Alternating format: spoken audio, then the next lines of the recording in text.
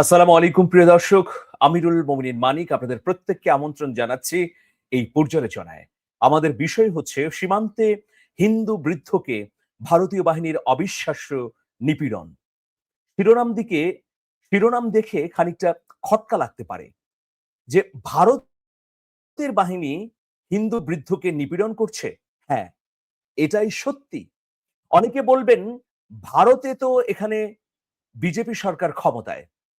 ভারতের বিজেপি সরকার সবসময় তো হিন্দু বান্ধব। তারা সাম্প্রতিক সময়ে একটা নীতি করেছে, বাংলাদেশ, পাকিস্তান এবং আফগানিস্তান থেকে যদি কোনো খ্রিস্টান, হিন্দু বা বৌদ্ধ আশ্রয় গ্রহণ করে তাহলে তাদেরকে আশ্রয় দেওয়া হবে। কিন্তু মুসলমান কেউ যদি প্রবেশ করে তাহলে একই নীতি অনুযায়ী তাকে আশ্রয় দেয়া হবে না।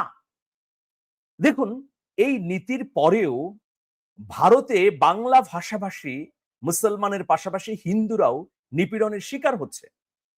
আজকে সীমান্তে শুধু ফেলানি নয়, বরং হিন্দু ভাই বোনেরাও যারা বাংলাদেশী নাগরিক তারা ভারতীয় বাহিনী বিএসএফ কর্তৃক নিপীড়িত হয়ে হত্যার শিকার হচ্ছেন।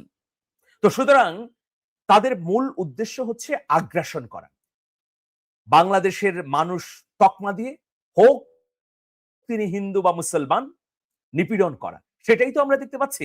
আপনারা গত কয়েকদিন ধরে অব্যাহতভাবে পুশ ইন দেখছেন। পুশ ইনের কিন্তু আইনগত কোনো বৈধতা নেই। কারণ পুশ ইন বা পুশ ব্যাক এই শব্দটা সম্পূর্ণভাবে বেআইনি। ভারত এবং বাংলাদেশ উভয় দেশেই প্রত্যাবাসন বা প্রত্যার্পণ আইন আছে। দুই দেশের মধ্যে চুক্তিও আছে। ভারতের কোনো নাগরিক যদি বাংলাদেশে চলে আসে তাহলে তাকে ফেরত পাঠানোর প্রক্রিয়া আছে। একইভাবে বাংলাদেশের কোনো নাগরিক যদি ভারতে চলে যায় তাকেও আইনি কাঠামোর মধ্য দিয়ে ফেরত পাঠাতে পারেন। আইনি কাঠামোটা কি? প্রথমে তাকে গ্রেফতার করবেন, এরপর তার বিরুদ্ধে মামলা হবে, সেই মামলা আদালতে নিষ্পত্তি হয়ে রায় হবার পর তাকে আপনি পাঠাতে পারবেন। এর আগে আপনি পাঠাতে পারবেন না। কিন্তু পশ্চিমবঙ্গ সরকার একেবারে আইন আদালতের তোয়াক্কা না করে অসংখ্য মানুষ ধরছে, এরপর হোল্ডিং সেন্টারে নিয়ে রাখছে, কদিন রাখার পর তারা বিএসএফ এর হাতে তুলে দিচ্ছে, পুশিন করছে।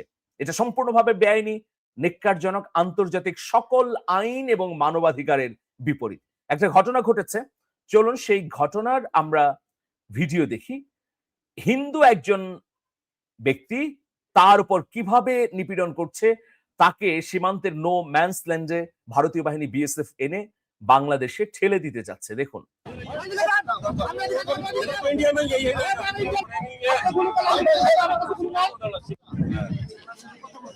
এই যে এই ব্যক্তি, প্রিয় দর্শক, তো এই ব্যক্তি কে?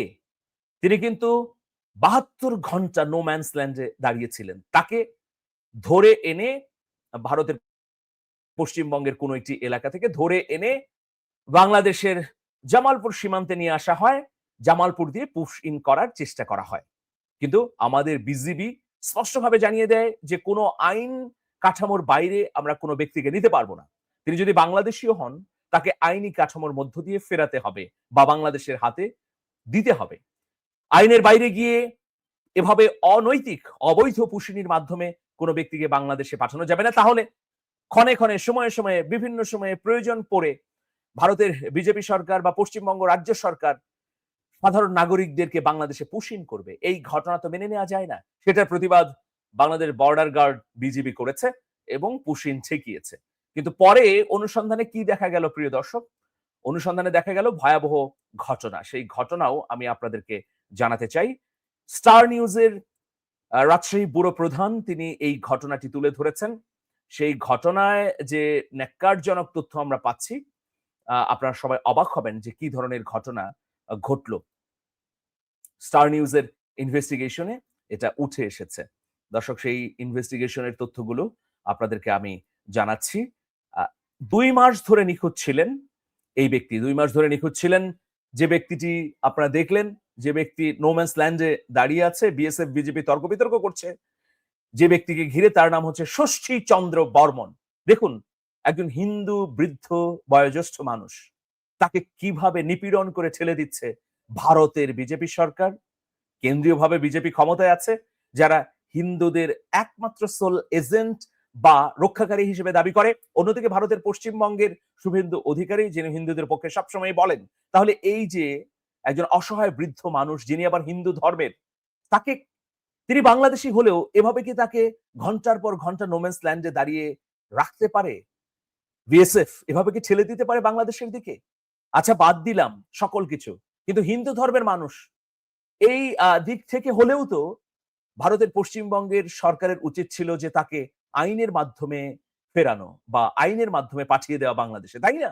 কিন্তু সেই কাজটি তো হলো না। দেখুন কি হচ্ছে, আমি পুরো ঘটনা পড়ছি। জামালপুরের বকশীগঞ্জ উপজেলার কামালপুর সীমান্তে ভারতীয় সীমান্তরক্ষী বাহিনীর কথিত পুশিনের শিকার বৃদ্ধ ষষ্ঠীচন্দ্র বর্মন বাংলাদেশী নাগরিক বলে জানিয়েছে বিজিবি। প্রায় ২৪ ঘন্টা নোম্যান্স ল্যান্ডে অবস্থানের পর তাকে উদ্ধার করে বকশীগঞ্জ থানা হেফাজতে নেওয়া হয়েছে। ষষ্ঠী চন্দ্র বর্মনের বাড়ি রাজশাহীর গোদাগাড়ী উপজেলার চন্দলাই গ্রামে। পরিবারের দাবি তিনি মানসিক ভারসাম্যহীন এবং ভবঘুরে। সর্বশেষ প্রায় ২ মাস আগে তিনি বাড়ি থেকে নিখোঁজ হয়েছিলেন।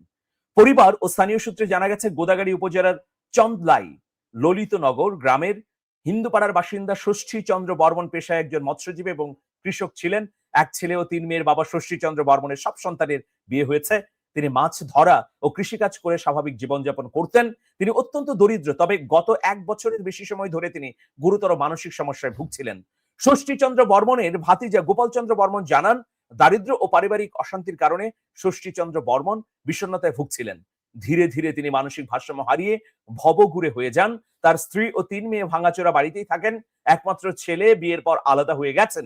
তিনিও কিছুটা মানসিক ভারসাম্যহীন বলে দাবি করেছে পরিবার।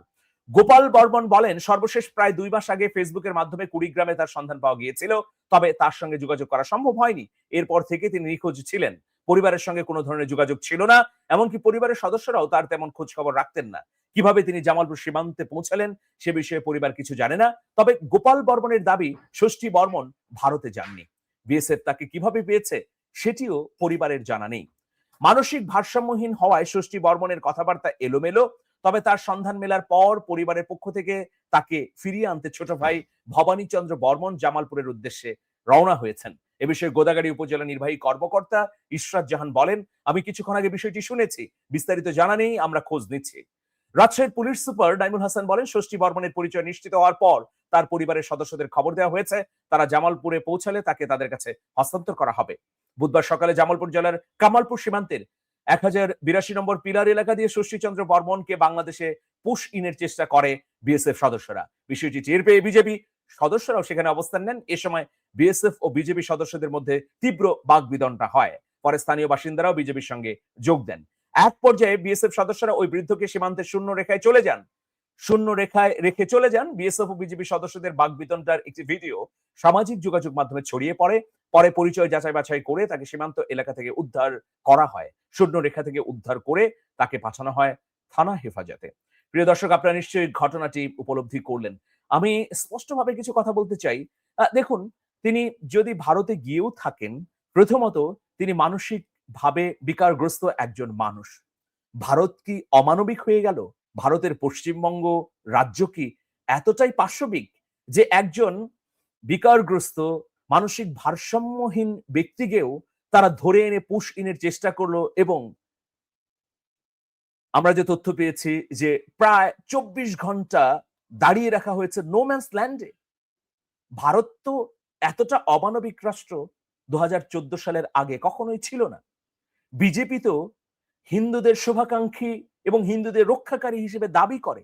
তাহলে তার নাম পরিচয় জানার পরে অন্তত বাংলাদেশী হলেও এতটুকু আইনের ব্যবস্থা তো করা দরকার ছিল, যার মাধ্যমে তাকে থানায় পাঠানো, আদালতে ওঠানো এবং ২ দেশের মধ্যে আনুষ্ঠানিক মিটিং এর পর ফেরত দেয়া। ষষ্ঠীচন্দ্র বর্মন বাংলাদেশের নাগরিক, মেনে নিচ্ছি, এবং অবশ্যই তিনি বাংলাদেশের নাগরিক। তিনি অপ্রকৃতস্থ বা মানসিকভাবে বিকারগ্রস্ত বলেই হয়তো সীমান্ত পার হয়ে ইন্ডিয়া চলে গেছেন। যদিও পরিবার বলছে যে যাননি ইন্ডিয়াতে।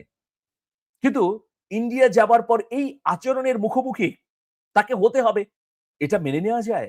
বাংলাদেশের নাগরিক, বাংলাদেশই তাকে গ্রহণ করবে, বাংলাদেশই তাকে আলো ছায়া দেবে, আশ্রয় দেবে।